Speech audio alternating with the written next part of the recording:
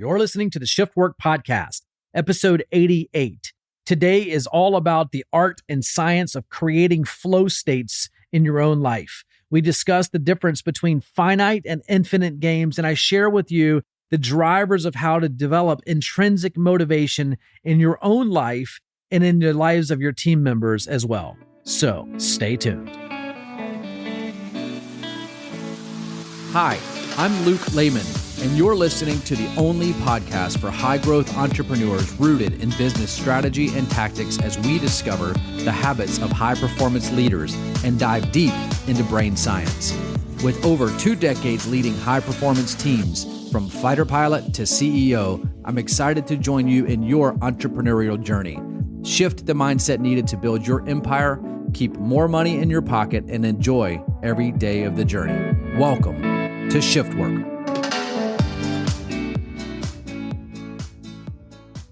Hey, my friends, welcome back to another episode of the Shift Work Podcast. I'm your host, Luke Lehman, and today I'm excited to bring to you an episode on high performance about a topic that I feel so passionately about. And the topic is important because I think what's phenomenal about understanding human high performance and growth is that there is no one size fits all. You can't take my recipe for success and overlay it in your own life because we are uniquely human and individual. But there are some commonalities, and one of those commonalities is entering into flow or inducing a flow state. And the word by itself is a little bit new to me in recent years, not the sensation or not the feelings or not the behaviors associated with it, but the actual word of flow. And as I've begun to do research in recent years about how to induce a state of flow, this is an exciting episode for me to share with you because there's some phenomenal brain science behind it. And the good news is that as a human being, there's a lot of easy ways that you can induce this flow state and induce these high performance modules of your life where you really get work accomplished. But also, if you feel like flow is something that you have mastered, I'm going to give you some techniques today for how you can induce that flow state in other people. There's some very linear step-by-step approaches that you can do to create and foster an environment where your team and those around you can experience the same flow state as well. As I was watching college football here in the United States, we're in football season now, I watched as a kicker was getting iced at the end of the game. And you've seen it if you watch college football or football in general, is that towards the end of the game, the coaches will use their last timeouts to force the kicker to be iced. But what is it that's actually happening right now? If you watch what's happening to the kicker, he likely got himself in the zone, right? We say he's in the zone. But what is it that's actually happening at a neurochemistry level that puts someone in the zone? And is it possible to take them out of it? Obviously, they continue to call the timeouts because they're trying to take them out of it. But if it's possible to take him out of it, is it also possible to induce the flow state? And the answer is yes. So there's some good news. There's some science behind it. I'm going to share with you those things today. But before we start, I really want to just give name to what flow state is. I articulated many years ago, I believe to my brother, I said, I'm just in the zone. I just feel like everything is working for me. And he goes, yeah, that has a name. It's called flow. So for me, the flow state happens when things happen without resistance, when it feels like the stars are aligning, when it feels like things are just happening for you in your favor as a result of potentially your actions, but also independent of your actions. It's just your day.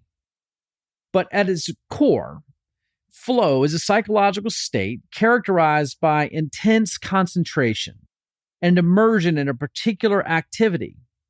During this state, individuals experience a sense of time distortion. What's interesting about that is time can either speed up or slow down, and I'll share with you an instance of that in my own life, but it can go faster or slower. Your awareness becomes highly attuned to the task at hand. And when you do that, it results in a heightened sensory perception and a deep connection between your actions and your awareness. things just happen more efficiently or more effectively. And this heightened state of focus creates a seamless, almost effortless sense of momentum. It allows you to excel in your chosen activity. So when you are in the zone or when you are experiencing flow, you find that it's not limited by a specific activity. It can manifest itself during physical endeavors. It could be creative pursuits. It might even be routine daily tasks. It's universally acceptable, and it is often considered a transformative state of mind. And I think back to my own life about when these things happened. If I look for when time stood still, or when time sped up, or when I might have been entering flow, I think about it a lot in the cockpit. There were instances where almost I entered into a Zen-like state where I had a man-machine interaction where the airplane was just an extension of me, and I felt as though things were moving naturally. It's almost like thinking about a ballet moving effortlessly as the artists move together and come together to form this play. So I wondered then, how do we induce these states of flow in ourselves and others? And that's where I really got busy. And I'll share with you in the show notes a couple of resources that you can go to find out and learn more about the concept of flow and how you can induce it in your own life and in the lives of others. But before we get into the really heady part of this and we look at some of the brain science components of it, I want to share with you an instance of a time that I was in flow. And this story, unfortunately, has a not so awesome ending. If you'll stick around to the end of the episode, I'll share with you what happened in this story. But it happened in Atlanta about 9 years ago for me. And I know this because my firstborn child was an infant, and she was in the back of the car. And if by chance you've ever been to Atlanta during rush hour traffic, then you'll know what I'm talking about. On the west side of the city, there's an interstate that runs north-south. And as I entered this portion, we were going from, I don't even know, Charlotte to South Georgia, I believe is where the destination was. And as the story goes, I merged into some traffic and something was happening. And I don't recall at this point, but there was 2 lanes of traffic that were merging. And now you know the zipper rule, right? You go, I go, you go, I go. There's an etiquette associated with that says, all right, it's my turn now. Well, what happened? A car merged and then I merged in, and then I was waiting for the next car. But as I did that, I noticed that the car, the second in line, began to try to merge in. And we got to this very awkward thing where we were side by side and I knew it was my turn, but our mirrors hit. Our 2 rear view mirrors, their passenger, my driver touched just ever so slightly, made contact, but the driver of that car was irate. Now, I will tell you the punchline of the story at the end of the episode. I won't leave you hanging. This is not some crazy thing that you'll never hear the resolution for, but I'm going to get to the punchline here and then I'll tell you the resolution of the story later. As I was in that instance, what ended up happening was I pulled forward slightly. This other car was behind me now, and there was another car in front of me. And as I realized that the traffic that was moving 3, 4, 5 miles per hour, there was a good 75 yards ahead of the car in front of me in an empty lane of traffic. And I began to get the hairs on the back of my neck standing up because I knew now something was wrong. And the driver of the car in front of me got out of the car. The driver behind me got out of the car and they began to approach my driver's side of the window. Now, if you can imagine my state of being, I'm I guess I'd been married a few years at that point, but I had an infant in the back of the car and I was in super protective mode. So I saw a slight opening in the right lane, the lane to the right of me, and I maneuvered the car aggressively. Well, right then, the person that was in front of me got in front of the car to block me, and I waved and said, "Move on, move over." And I accelerated. Now, this is interesting.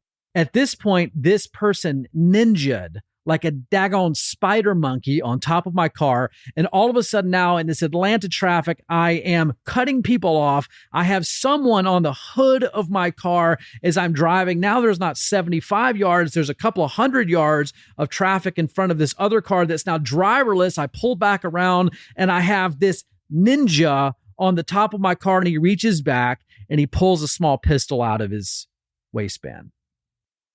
And this is where I entered what I know now as flow state, but not in a negative capacity, or not in a positive capacity, but in a negative capacity. I realized that time was standing still. Now, I had been a fighter pilot for a few years at that point. I was commonplace, or I was accepting of high stress scenarios. But the thought that went through my mind, and this is funny, you're going to get a little chuckle out of this. I look at the pistol, I identify it as a 22 caliber pistol, and I thought, if he were to shoot me through the windshield, the ballistics of it would likely, adjust the pattern of the bullet, and he probably wouldn't be able to shoot me. Like, first of all, who the hell is Luke Lehman that's a daggone ballistics expert that has the frame of mind to be able to think about? I didn't. But that is what went through my mind. The second thing was, as he was driving down, or as I was driving and he was on the hood of my car, was what happens if I can accelerate enough to get to a speed that I can slam on brakes and sling him off the hood of the car in front of me? All of this, mind you, happened in a matter of seconds. This is not minutes that happened. Shortly thereafter, I'm still in the acceleration mode, and I look in my rearview mirror and I see that there is a fire truck approaching with their lights on. And I felt a sense of peace associated with this fire truck, at least a public servant. I didn't think that there would be a shootout when there's something with lights on it coming behind you. So I made the decision to stop and got out of the car. Or I didn't get out of the car. He got off the hood of the car and the fire truck pulled up behind me. And I'll share the rest of the story with you towards the end of the episode.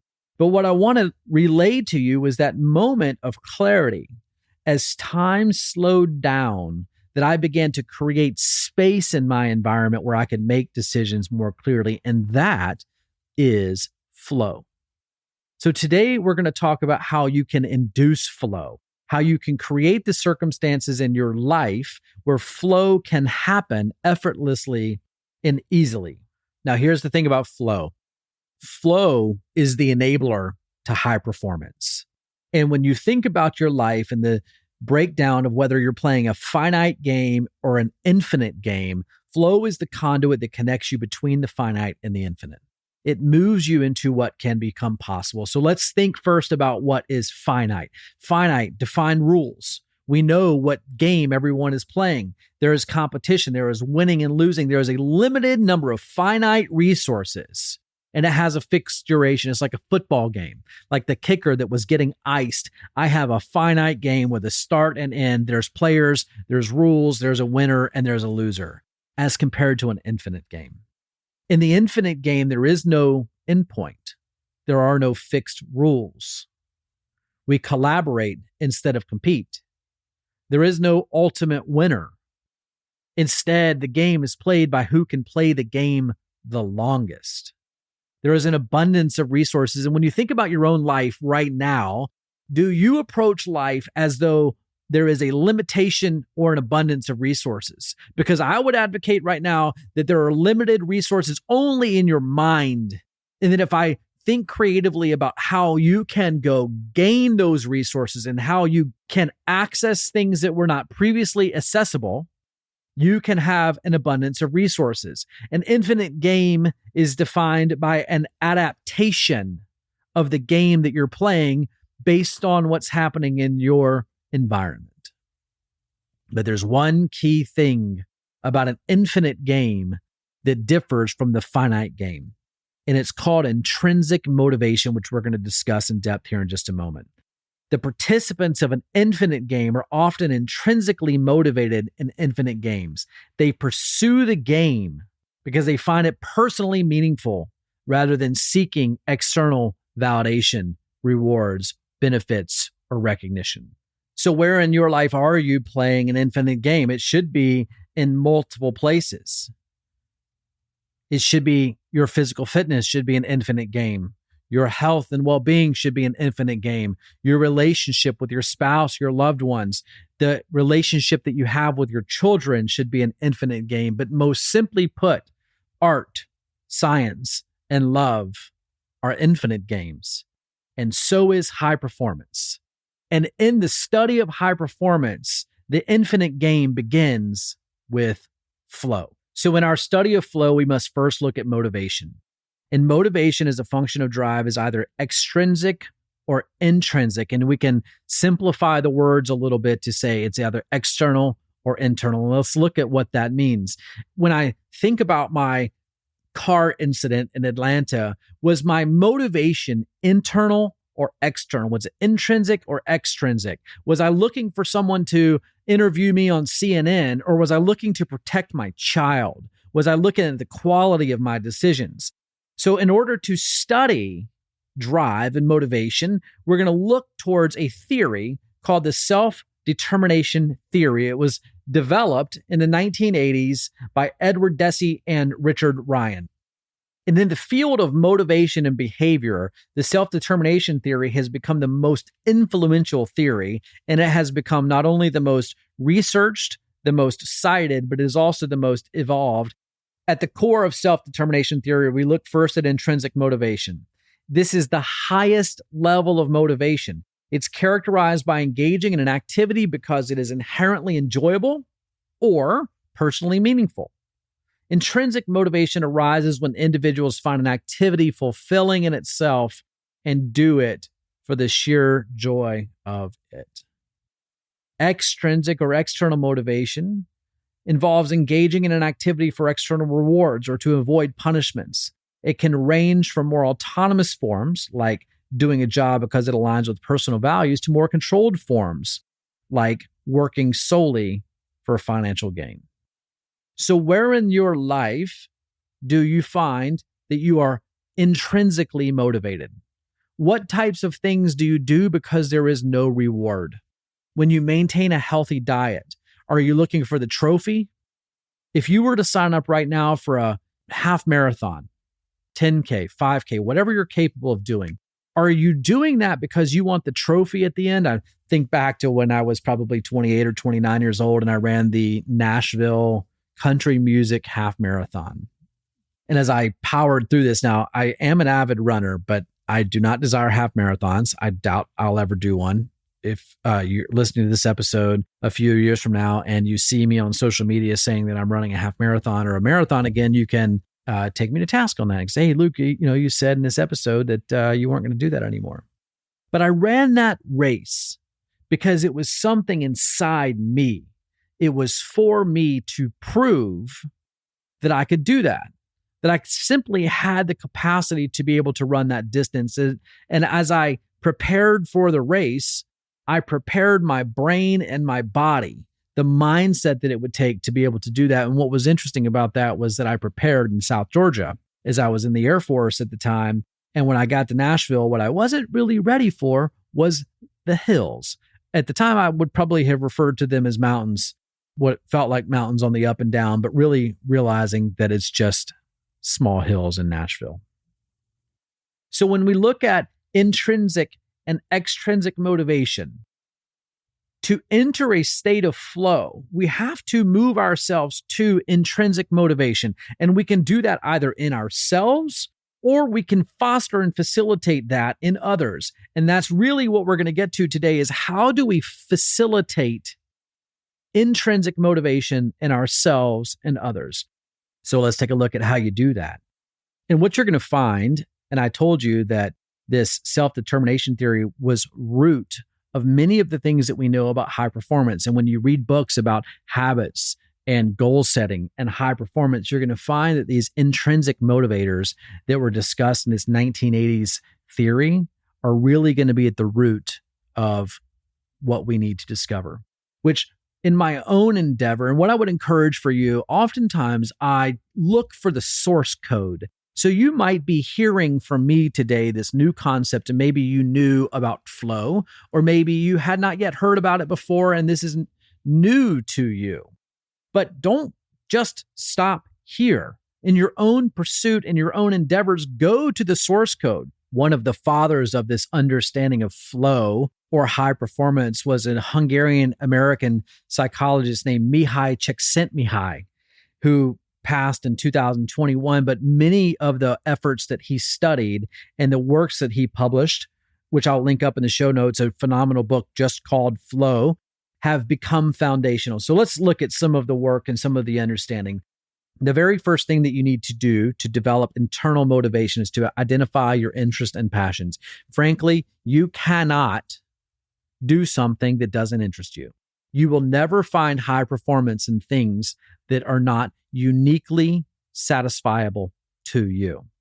As you explore those passions, one of the most interesting exercises is to simply write down a list of 15 things that you're passionate about. And don't just say world peace.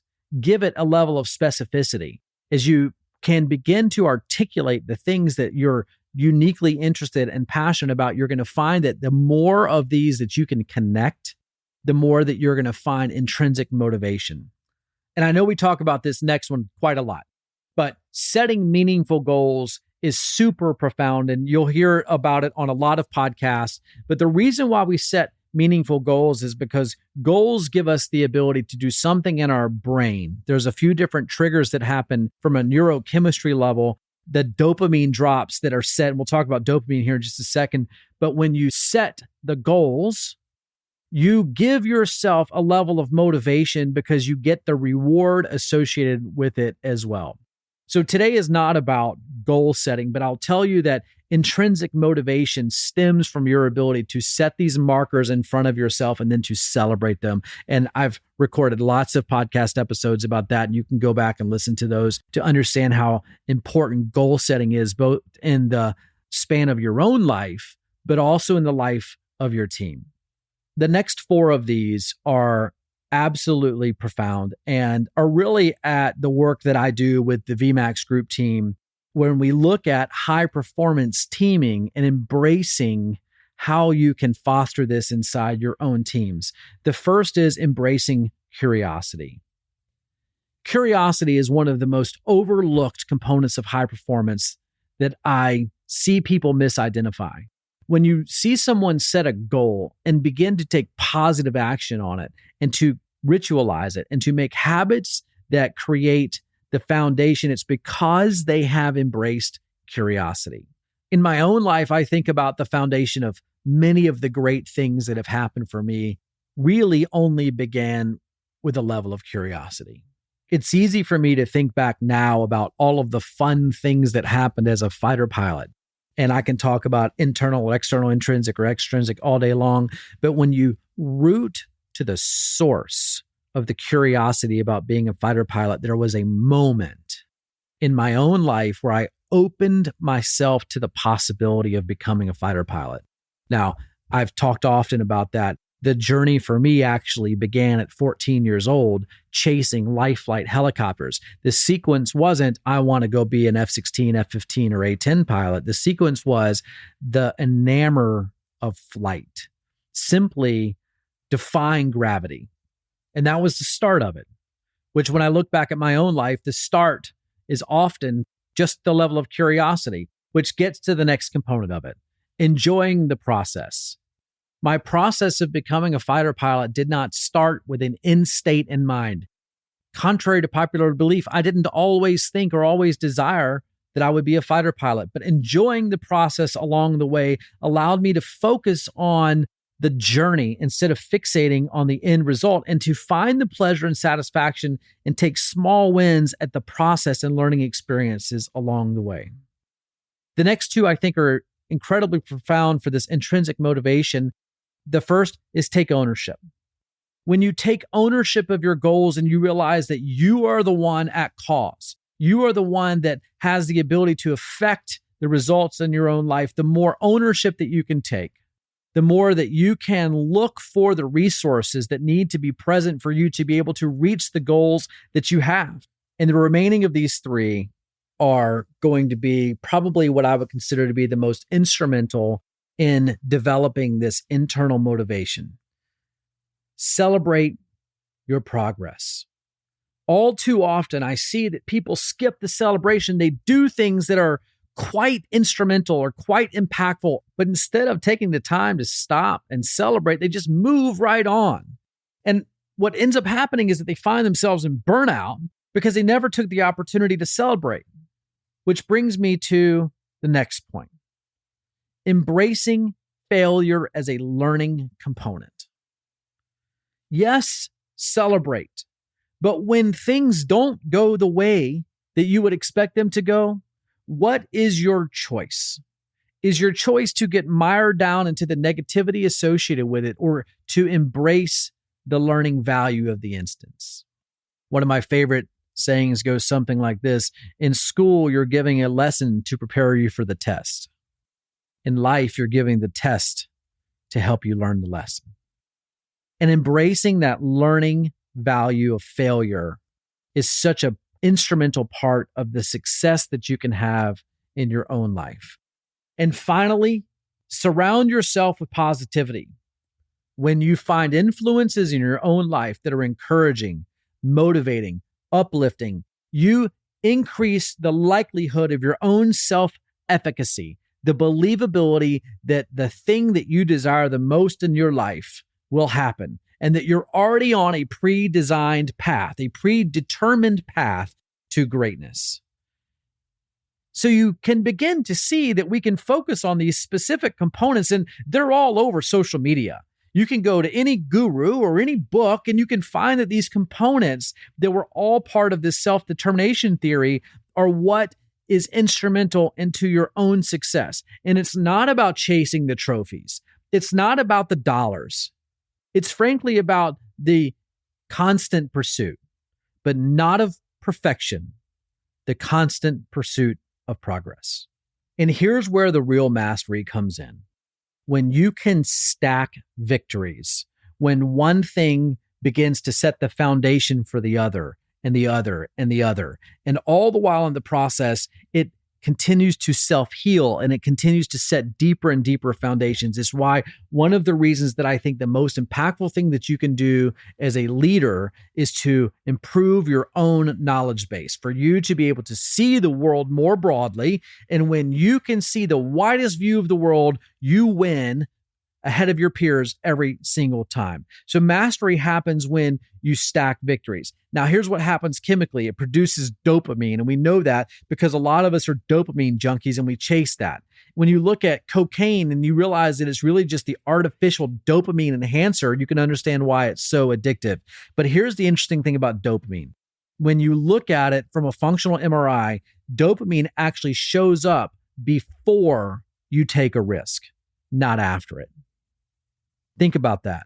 When you feel the most excited, and you can think about it in business ventures, you can think about it when you have intimate relationships. That's a great one. The sexual act, the dopamine happens when you are thinking about the sexual intimacy. That's why right after sex, you feel like you're so depleted. You want to go take a nap. It's because the dopamine is dropping off at that point. So part of what we do when we're instigating success is we look for those dopamine triggers, and why intrinsic motivations are so important for us to be able to accelerate that dopamine hit so that we can find the reasons to continue to go. But there's something that's very interesting. One of the roots of intrinsic motivations happens through the power of autonomy. There's a widely studied, actually two of them, one at Google and one at 3M, is a period of time set out for creativity. Google calls it their 20% time. 3M does it in 15% time. But one of the most interesting things when you look at this is that 3M developed the Post-it notes as part of their 15% time. And it has gone on to do billions of dollars of revenue. So if you think setting time aside for autonomy or creative space is a waste, Google and 3M would have anecdotal evidence that that's not the case, which is part of the transition of this episode when we talk about group flow triggers. So a lot of what we've been talking about now is your own internal motivation and generating intrinsic motivation. But how do we do that in a group setting? Well, it's easy. If you want it, if you want autonomy, if you want intrinsic motivation, and you find the value of flow, how do we create that opportunity in others? The same thing, the power of autonomy. It's so hard as leaders for us to separate ourselves from the outcomes and the objectives and the KPIs and the OKRs that we stop to think about autonomy and to facilitate that autonomy in others. So what is it that happens in the group flow? How do we put our team into a flow state? The first is shared goals. And I would ask you this: how clearly can your team members articulate the goals of their team? If I asked them right now, how would we define success at the end of the week? What would they say? Would the team members be able to give you clear, measurable outcomes for which they can work together? By fostering an environment where we share the goals, where we focus on repeating what the end states are, we can set the foundation for putting our group or our team into a flow state. The second is close listening. When you are fully present and attentive to what others are saying, you can foster that flow state. One of the most powerful things that I can do to foster a flow state is I can say yes and. Have you ever noticed that people use yes, but, where they're beginning to discount or to discredit things that you said? And that breaks down the flow state. It shuts down the creative space. So instead of shutting it down, we say, yes, I hear you. I acknowledge what you're saying. And I'm going to build upon the thing that you said instead of discredit what you just said. When you think about sharing of power and you can give the opportunity for someone else to embrace what you're going to say by simply shifting your language, you can change the dynamics of your team and the growth that you can experience together. One of my favorite things to do as a leader is to monitor the state of flow and to watch as the team begins to segregate. They begin to work less efficiently. And then when I can put an impact or an input in that changes the state, and I can create the flow state again where we're all working together. One of the easiest ways to do that is to foster equal participation. When I can allow each team member to have an instrumental role, I can get the buy-in. That's why fighter pilots worked so well together, is because each person on the team had buy-in to the overall mission. You needed to fly your airplane the same as I did, the same as he did, the same as she did. And the four of us together, each with our equal roles, had a clear leader, had common goals, but we each had equal participation. And when that participation was valued, we fostered the cohesiveness that made our teams more successful. I find the same thing in business. When you get equal participation, when each team member's contributions are valued, and when you foster that value, you can find that the team then functions together at a higher level, which on the backside of equal participation is the last component of fostering these group flow triggers is shared risk. Now, here's the thing about risk. A lot of you are entrepreneurs. And if you're not an entrepreneur, if you're not a business owner, but you are a business leader, it is not realistic to think that you should not carry a disproportionate amount of the risk. You should, but that doesn't mean that we don't share in the risk. Each team member should share in the responsibility of collectively taking on challenges and the uncertainties involved with it, but it needs to be proportionate to the role of the team member.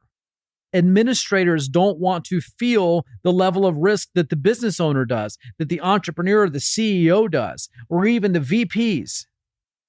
They want to feel risk commensurate with their roles and their responsibilities. But that sense of shared risk that says, if it's important for me, it needs to be important for you. That each of us have something on the line, that each of us have skin in the game, actually works at a brain science level to help us to enter a state of flow as a team.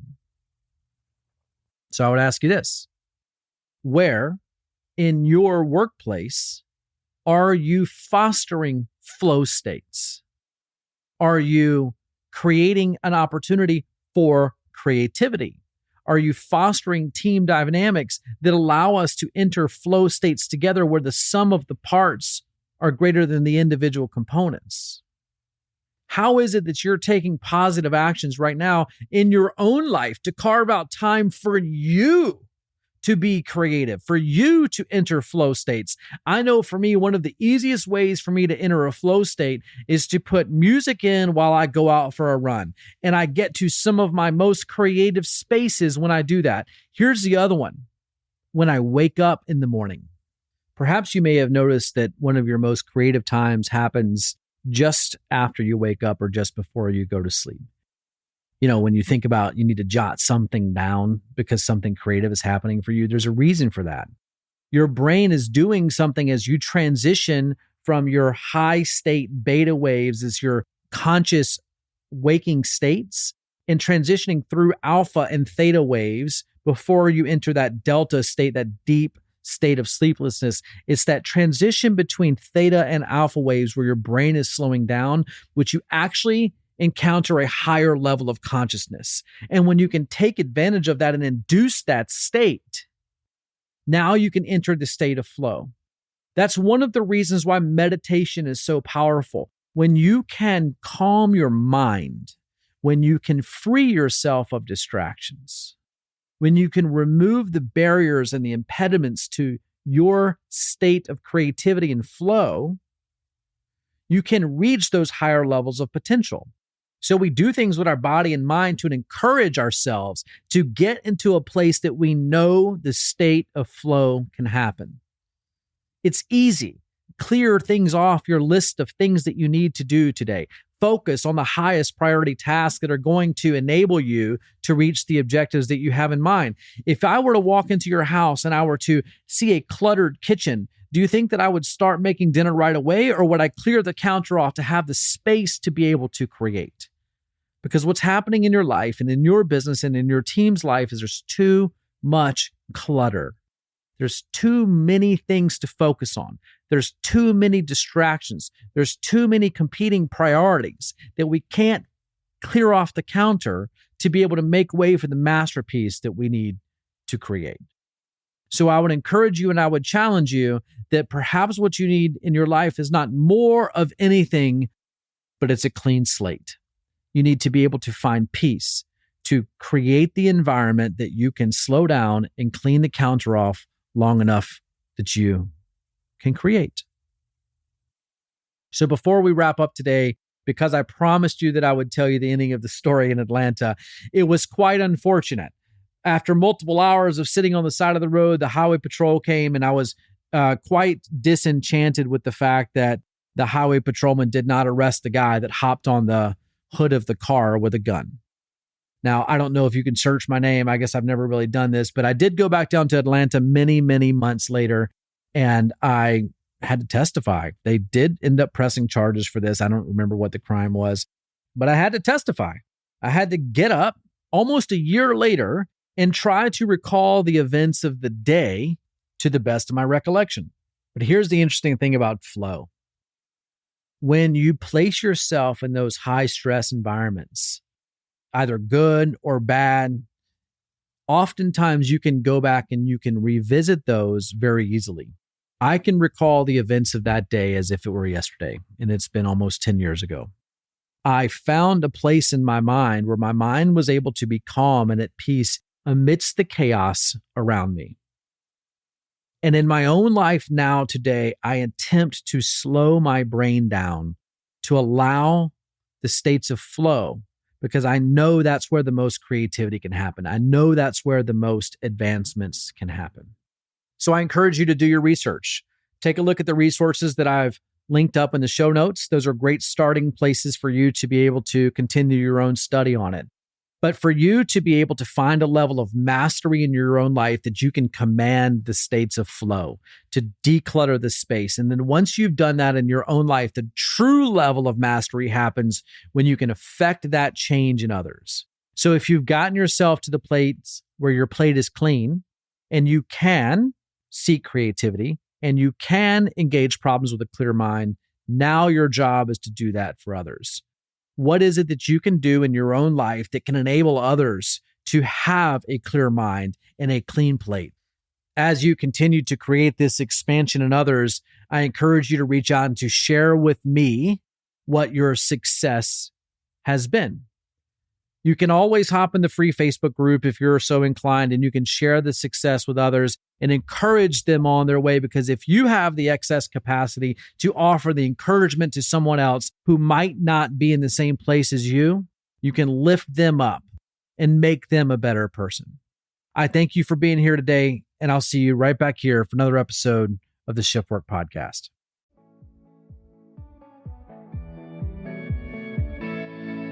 Thanks for listening. If you found value in today's episode, please take the time to leave a review so that we can build our community of high-growth entrepreneurs. If you'd like to stay connected with me, go to www.lukelehman.com to find a link to your social media channel of choice.